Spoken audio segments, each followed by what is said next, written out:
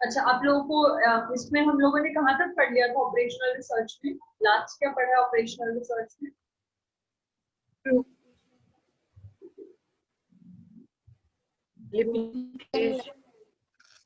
You're not audible, Yom.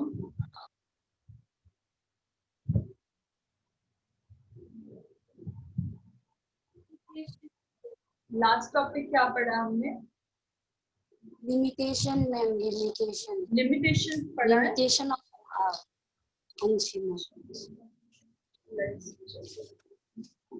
देखते हैं कहाँ तक पढ़ा है।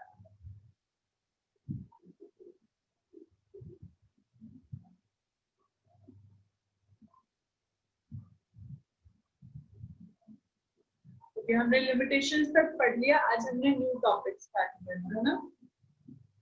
आज का हमारा जो टॉपिक है वो एक थ्योरी है, एक आप बोल सकते हो मॉडल है, जो हम यूज करेंगे किसी भी प्रॉब्लम को सॉल्व करने के लिए। ठीक है। ऑपरेशनल रिसर्च क्या होता है? जब हम कोई प्रॉब्लम का सोल्यूशन फाइंड आउट करते हैं ना, जब हम किसी प्रॉब्लम को सॉल्व करते हैं, that is our LL sorry that is our operational research. अब इसकी एक मॉडल, एक थ्योरी है जो हम यूज करते हैं to get the solution for our problem. ठीक है। इस मेथड का नाम है LLP, that is linear programming problems. ठीक है, लीनियर प्रोग्रामिंग प्रॉब्लम्स। पहले लिख लो एलएलपी, लीनियर प्रोग्रामिंग प्रॉब्लम्स।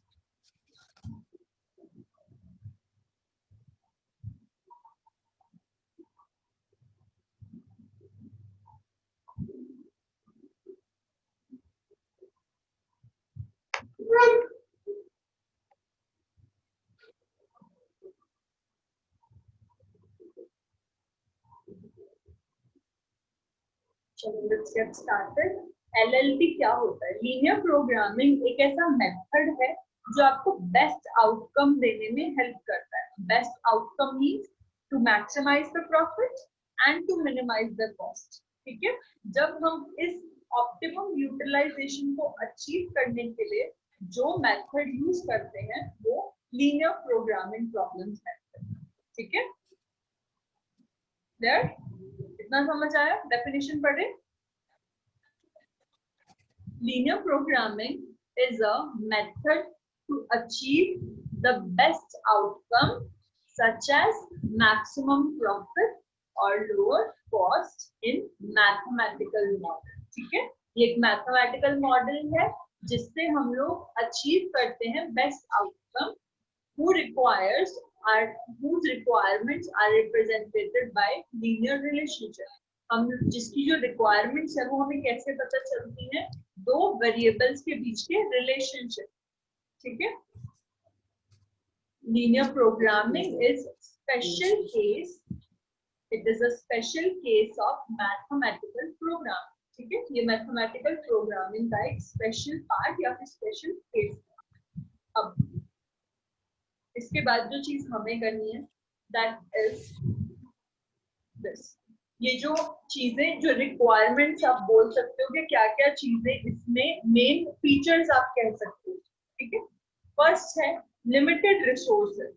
क्या होता है? हम लोग एलएलपी में, एलएलपी कहाँ पे यूज होता है? जहाँ पे हमारे लिमिटेड रिसोर्सेज हो, हमारा नंबर ऑफ लेबर कम है, मटेरियल कम है हमारे पास, और फाइनेंस कम है। ठीक है।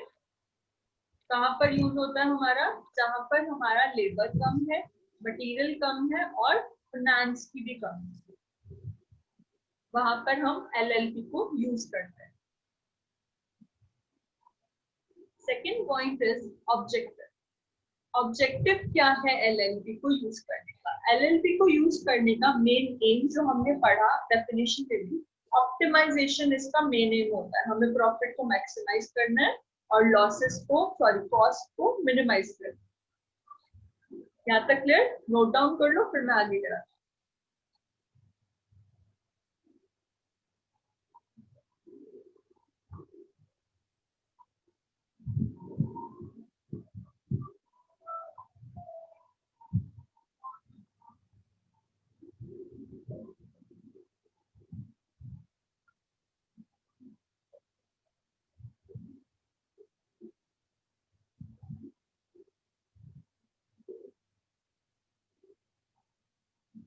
नेक्स्ट कराओ. Third point is linearity increase. linearity increase. linearity increase का मतलब होता है कि जिस चीज की आपके ऑर्गेनाइजेशन में या आपके फंक्शंस में कमी है उसको इंक्रीज करना, उसका उतना प्रोपोर्शन जो है वो बढ़ा दे. ठीक है. Increase in labour input will have a proportion in output. ठीक है. जितना आप इनपुट करोगे उसका उतना ही प्रोपोर्शन आउटपुट में भी जाएगा. फॉर एग्जाम्पल आपके पास 50,000 की गुड्स पड़े हैं, 50,000 का रॉ मटेरियल पड़ा है. अब ये तो है नहीं कि आप 50,000 to 50,000 ही प्रोडक्ट बना दोगे, नहीं, आप उसका कुछ पोर्शन यूज करो. राइट. तो इसके अंदर क्या करते हैं हम लोग, जितनी जरूरत है उतना हम अपना प्रोपोर्शन इंक्रीज कर लेते. ठीक है. अकॉर्डिंग टू डिमांड हम लोग अपना प्रोपोर्शन चीजों का बढ़ा देते हैं, इंक्रीज कर देते हैं. Fourth point is homogeneity. Homogeneity का मतलब है the products, workers, efficiency and machines are assumed to be identical. इसमें क्या है, हम लोग एलएलपी में मानते हैं ये तीन चीजें कांस्टेंट रहती हैं और बिल्कुल अच्छी मान के चलते हैं. हम लोग मानते हैं हमारा प्रोडक्ट अच्छा है, दूसरा हमारे वर्कर्स की एफिशिएंसी बहुत अच्छी है, थर्ड थिंग हमारा जो मशीनरी है वो बहुत ज्यादा अच्छा है. ठीक है. हम क्या मानते हैं कि जो ये हम लोग कर रहे हैं, जो हमारा एलएलपी है, इसमें हम मान के चलते हैं ये हमारी तीन चीजें बहुत अच्छी हैं, आइडेंटिकल चीजें हैं. प्रोडक्ट हमारा बहुत सही है, हमारी वर्कर्स की एफिशिएंसी बहुत अच्छी है और मशीनरी बहुत अच्छी है. ये एक अजम्पशन हम मान के चलते हैं, अज्यूम करके चलते हैं. क्लियर.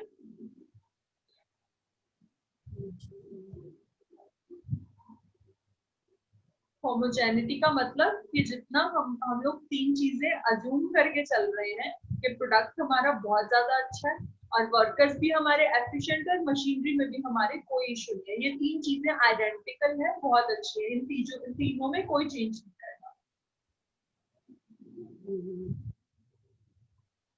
ठीक है. Next is divisibility. Fifth point है डिविजिबिलिटी. इसके अंदर हम क्या करते हैं, हम लोग एक्चुअली हम इसके अंदर अज्यूम करके चलते हैं अपने रिसोर्सेस और प्रोडक्ट्स का प्रोपोर्शन. यानी हम डिसाइड कर लेते हैं हमें अपने रिसोर्सेस का कितना पोर्शन जो है वो यूज करना है. फाइन. ये डिविजिबिलिटी होती है, हम डिवाइड करके चलते हैं कि हमें रिसोर्सेस का इतना पोर्शन जो है वो प्रोडक्ट्स पे यूज करना है, उससे हमारे प्रोडक्ट का आउटकम आएगा, बाकी के पोर्शन को हम सेव करके रखते हैं. This is called divisibility. Fifth point clear हुआ.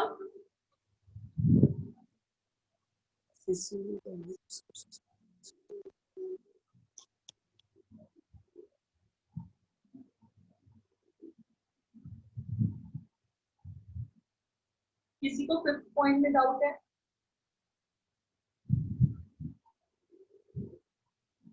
नहीं. पांचों पॉइंट समझ आए. लिमिटेड रिसोर्सेज का मतलब हम अज्यूम करके चलते हैं ये एलएलपी कहाँ पे यूज होता है, जहाँ पे लेबर कम हो, हमारा मटेरियल कम है, या फिर फाइनेंस कहाँ पे है, वहां पे हम लोग लीनियर प्रोग्रामिंग मेथड यूज करते हैं. सेकंड है ऑब्जेक्टिविटी. ऑब्जेक्टिविटी मतलब हम लोग एम करके चलते हैं हमारे प्रॉफिट को मैक्सिमाइज करना और लॉसेस को कम करना, लॉसेस को मिनिमाइज करना.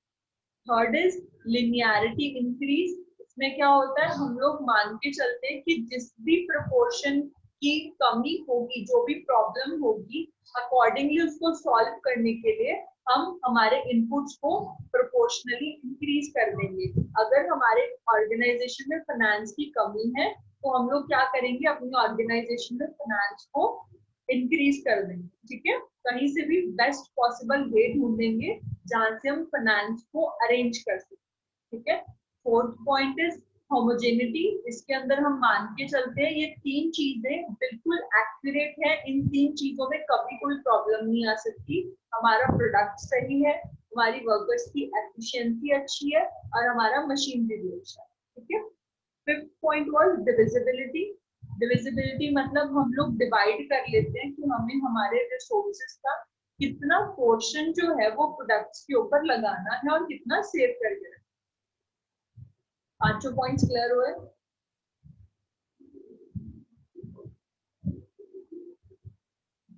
नेक्स्ट पॉइंट इज रिक्वायरमेंट्स कि लीनियर प्रोग्रामिंग मेथड को यूज करने के लिए क्या क्या चीजें जरूरी है, क्या क्या रिक्वायरमेंट्स।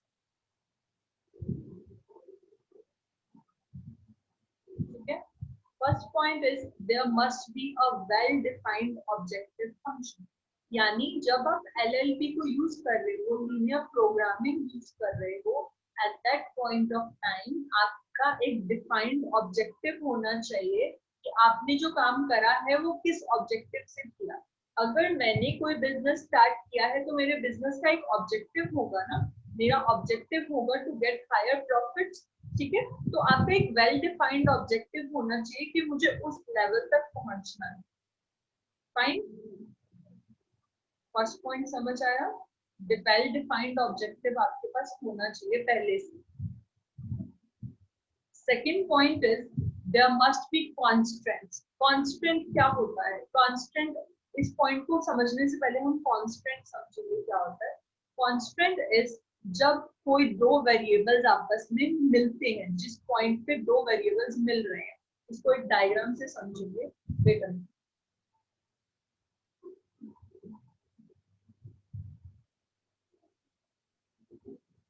व्हाइट बोर्ड विजिबल है सबको? व्हाइट बोर्ड विजिबल है सबको? Yes ma'am.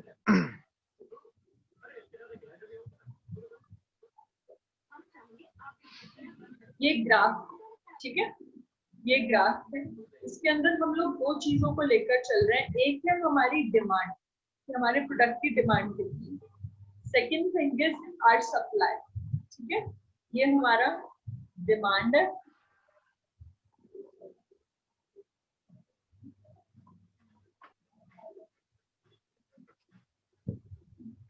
ये हमारा डिमांड है और ये हमारी सप्लाई। अब जिस पॉइंट पे ये दोनों मिल रहे हैं, ये हमारे कांस्टेंट पॉइंट है, यानी एक ऐसा पॉइंट जो दोनों में कॉमन है। ठीक है, उसे कांस्टेंट बोलते हैं। सबको समझ आया? जी मैम। वापस से चलते हैं अपनी स्लाइड के ऊपर। हमने पढ़ा second point, there must be constant on the amount, यानी जब आप एलएलपी को यूज कर रहे हो, उस पॉइंट ऑफ टाइम पे आपके वेरिएबल्स के बीच में एक ऐसा मीटिंग पॉइंट होना चाहिए जहां पे आपको पता चल रहा है कि आपके सारे वेरिएबल्स मीट कर रहे हैं। ठीक है, फर्स्ट था हमारा वेल डिफाइंड ऑब्जेक्टिव होना चाहिए, हमें पता होना चाहिए हमने जो काम स्टार्ट किया था वो किस ऑब्जेक्टिव से किया था। सेकेंडली हमारे कांस्टेंट पॉइंट्स होने चाहिए, हमारे वेरिएबल्स में एक ऐसा कॉमन पॉइंट होना चाहिए जो सारे वेरिएबल्स में है। ठीक है, मीटिंग पॉइंट एक होना चाहिए। Third is there must be alternative course of action, यानी जब तक आपकी प्रॉब्लम ऑर्गेनाइजेशन में चल रही है तो आपके पास साथ के साथ एक ऑल्टरनेटिव कोर्स ऑफ एक्शन होना चाहिए। फॉर एग्जाम्पल, मान लो कि आपका कुछ बिजली वगैरह कट ऑफ हो गए, ठीक है, आपके ऑर्गेनाइजेशन में इलेक्ट्रिसिटी सप्लाई कट हो गई, तो आपके पास एक ऑल्टरनेटिव प्लान होना चाहिए कि अगर इलेक्ट्रिसिटी नहीं आ रही है तो हमारा प्रोडक्शन नहीं रुकना चाहिए, हमारे पास कोई ना कोई ऐसा मेथड होना चाहिए जिससे हम अपने काम को कंटिन्यू कर सकें। ठीक है, तो there must be a alternative course of action. Fourth point is the decision variable should be interrelated and non-negative. ठीक है, हमारे जो वेरिएबल्स हैं, जब हम डिसीजन ले रहे हैं जिस टाइम पे, हमारा कोई भी वेरिएबल जो है वो आपस में इंटररिलेटेड, तो मतलब हमारे इसको हम एक एग्जांपल से समझते हैं। जब आप डिसीजन ले रहे हो तो आपका जो डिसीजन है वो आपकी ऑर्गेनाइजेशन को नेगेटिवली इफेक्ट नहीं करना चाहिए। आप सारी चीजों को इस तरीके से एक सिस्टम में लगा के चलोगे कि आप जो डिसीजन ले रहे हो उससे आपकी ऑर्गेनाइजेशन को नुकसान नहीं होगा। फॉर एग्जाम्पल, आपकी जो कंपनी है उसमें पहले से ही लॉसेस चल रहे थे, ठीक है, पहले से आपकी कंपनी लॉसेस में है, ऊपर से क्या हुआ कि आपकी जो मशीनरी है उसमें कुछ डिफेक्ट आ गया, प्रोडक्ट नहीं बन पा रहे, तो आप उस टाइम पे जब आप पहले से लॉसेस सफर कर रहे हो, आप क्या प्रेफर करोगे, नई मशीनरी या फिर उस पुरानी मशीनरी की रिपेयर? क्या प्रेफर करेंगे हम? रिपेयर या फिर न्यू मशीनरी? कंपनी पहले से लॉसेस में, बताइए क्या ऑप्शन चूज करेंगे हम? रिपेयरमैन। बिल्कुल रिपेयर, क्योंकि हमारे पास पहले से ही फाइनेंस कम चल रहा है, हमारे पास पहले से ही लॉसेस हैं, तो हम लोग ऐसा डिसीजन नहीं लेंगे जिससे हमारे लॉसेस और बढ़ जाएं। तो हम जो भी डिसीजन वेरिएबल्स चेक कर रहे हैं उनका नेगेटिव इफेक्ट हमारी कंपनी के ऊपर नहीं होना चाहिए। Last point is resources must be limited in supply. जब आप एलएलपी को यूज कर रहे हो तो आपका जो सप्लाई ऑफ रिसोर्सेज है वो लिमिटेड रखोगे।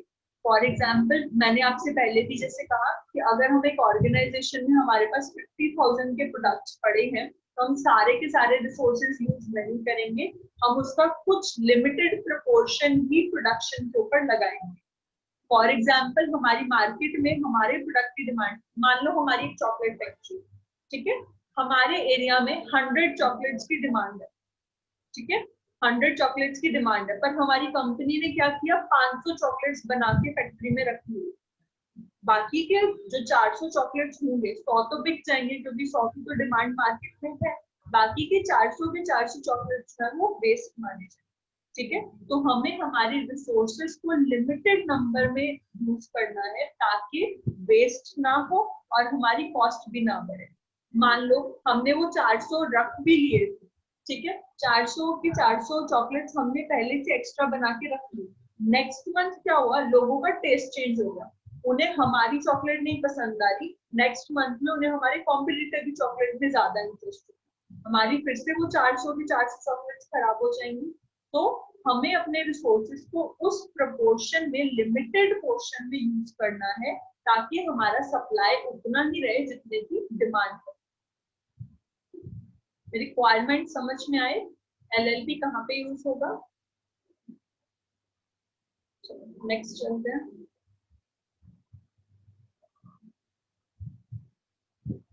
These are assumptions कि हम क्या अज्यूम करके चल रहे हैं। जब हम लीनियर प्रोग्रामिंग मेथड को यूज करेंगे तो क्या चीजों को हम अज्यूम करके चल रहे हैं कि ये तो होगी ही होगी। जब हम लोग एलएलपी को यूज करेंगे तो ये 5 चीज तो होनी ही चाहिए, ठीक है, तब हम एलएलपी यूज कर सकते हैं। फर्स्ट पॉइंट है proportionality. First point is proportionality. Okay, proportionality का मतलब क्या होता है? प्रोपोर्शनैलिटी का मतलब होता है हम एक प्रोपोर्शन डिसाइड कर देंगे कि इस प्रोपोर्शन में ही हमें अपने रिसोर्सेज को यूज करना है। ये हम अज्यूम करके चल रहे हैं, हमने अपने रिसोर्सेज का पोर्शन डिसाइड करके रखा हुआ, ठीक है। अगर मैं बात करूं कि मैं अब मोबाइल से वाइट बोर्ड पे समझते हैं।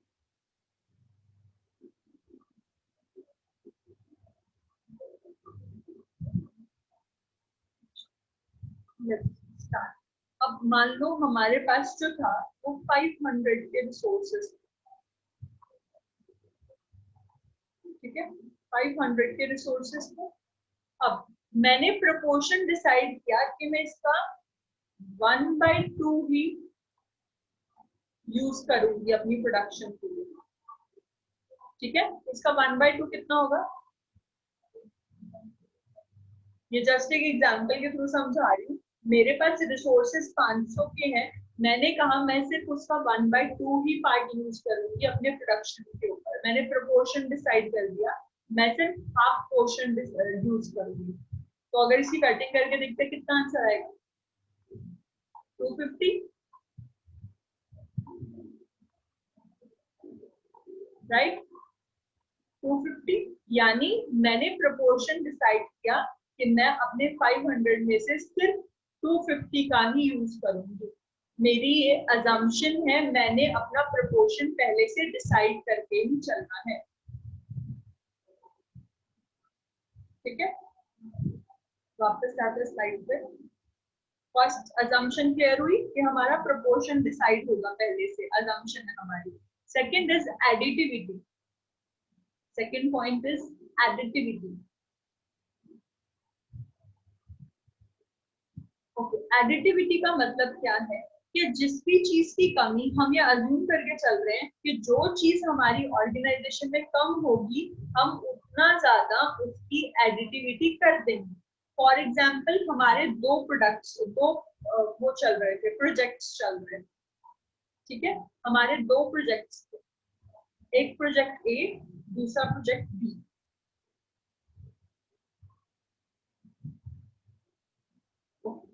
दो प्रोजेक्ट्स चल रहे थे, प्रोजेक्ट ए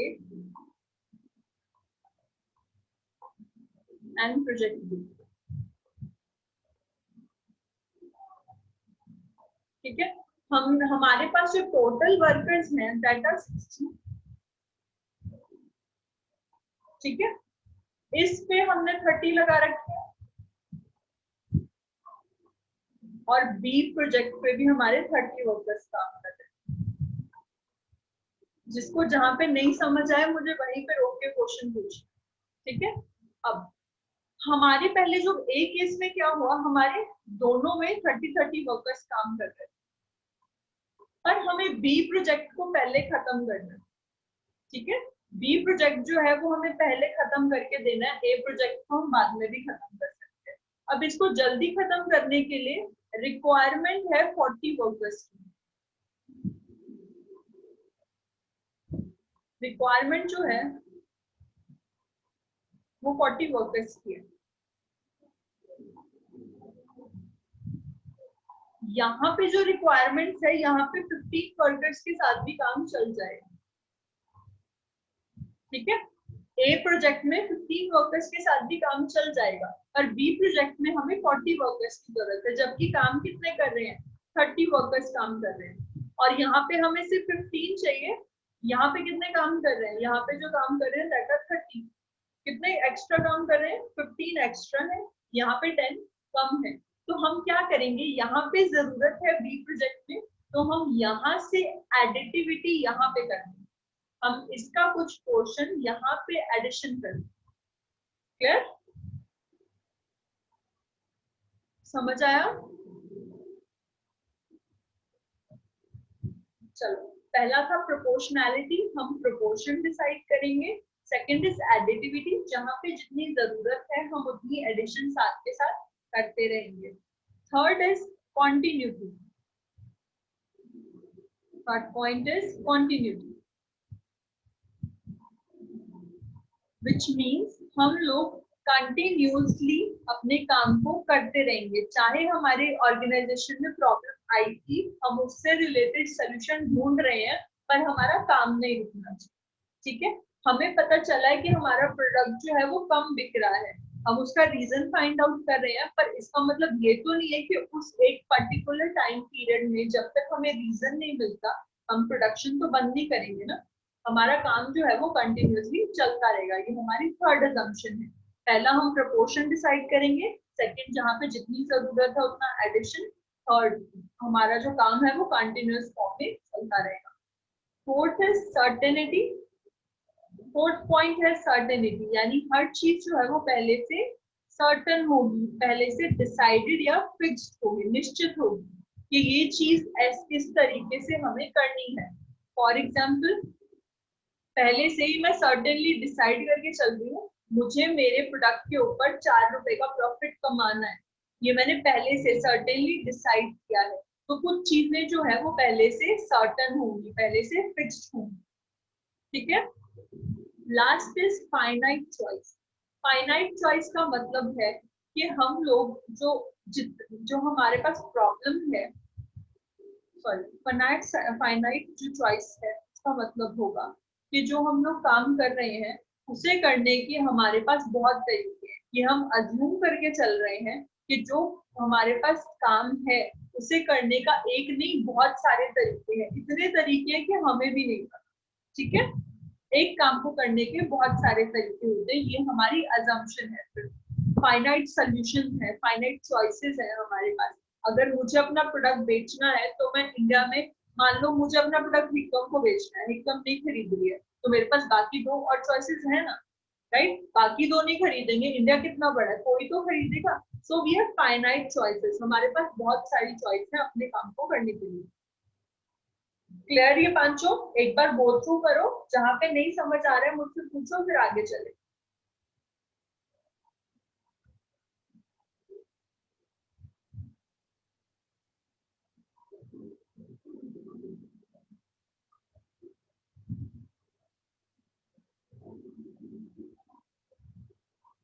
पांचों पॉइंट्स क्लियर है?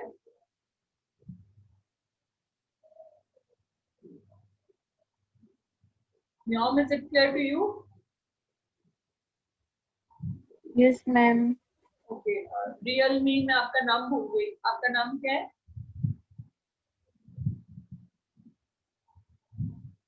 थर्ड वन, आपका नाम क्या है?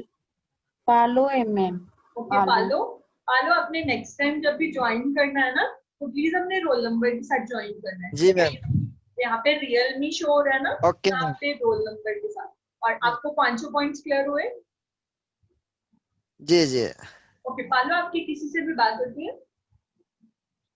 मैम, अभी तो फिलहाल नहीं है, हिकम से ही होता है। Alright, no issues. एक्चुअली जिन बच्चों को सिग्नल का इशू आ रहा था उन्हें मैंने एक बार कॉल करने के लिए बोला था, किसी ने कॉल नहीं किया, मैं इसलिए बोल रही थी अगर किसी से बात होती है तो प्लीज कन्वे कर दें। चलो नेक्स्ट जी टॉपिक पे चलते हैं। एप्लीकेशन ऑफ एलएलपी, यानी ये कहाँ कहाँ पे अप्लाई हो सकता है, हम एलएलपी लीनियर प्रोग्रामिंग को कहाँ पे यूज कर सकते हैं। ये इन 6 जगहों पे हमारा यूज हो सकता है। फर्स्ट इज बिजनेस, बिजनेस में कोई प्रॉब्लम है तो हम एलएलपी यूज कर सकते हैं, एलपीपी यूज कर सकते हैं, सॉरी। देन फिर है इंडस्ट्रियल, इंडस्ट्रियल वर्क में अगर कोई इशू है तो एलपीपी यूज कर सकते हैं। मिलिट्री वर्क में, इकोनॉमिक्स में, मार्केटिंग में एंड डिस्ट्रीब्यूशन में, इन 5-6 जगहों पे कोई भी हमें प्रॉब्लम आएगी तो इन 6 की 6 में ये मेथड जो है वो एप्लीकेबल है। ठीक है, नोट डाउन कर लिया? Yes ma'am.